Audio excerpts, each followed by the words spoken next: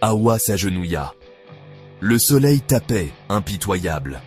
Son chant, autrefois verdoyant, reflétait maintenant le désespoir de son cœur. Poussière, terre sèche et craquelée, des mois sans pluie, les récoltes flétries, les chèvres, autrefois dodues, maigrissaient. Hawa, comme ses voisins dans leur petit village en périphérie de Ouagadougou, ressentait l'étreinte du désespoir. Chaque lever de soleil apportait la même peur, la faim. Le marché, habituellement animé, était assombri. Des murmures de désespoir remplaçaient les échanges joyeux. Hawa serrait une poignée de légumes fanés. Pas assez. Elle se souvenait des récoltes abondantes, des fêtes joyeuses. Son mari, fort et fier, ramenant des sacs de céréales à la maison.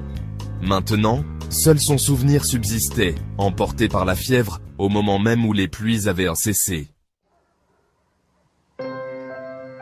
De retour à la maison, le soleil couchant projetait de longues ombres. Ses enfants, deux âmes précieuses, étaient assis sans énergie devant leur maison en briques de terre. Leurs yeux, autrefois brillants de rire, reflétaient le vide du sien.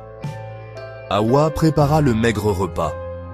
Chaque bouchée avait le goût de la peur, de l'incertitude. Pourtant, en regardant ses enfants partager la maigre nourriture, une lueur de détermination s'est allumée dans son cœur. Plus tard, sous un ciel saupoudré d'étoiles, Hawa était assise seule. Le désespoir menaçait de la consumer. Mais alors, ses doigts ont touché quelque chose dans sa poche. Une seule graine oubliée, un symbole d'espoir. Demain, elle la planterait. Un petit acte de défi contre le soleil implacable. Un témoignage de la résilience de l'esprit humain. Même face au désespoir,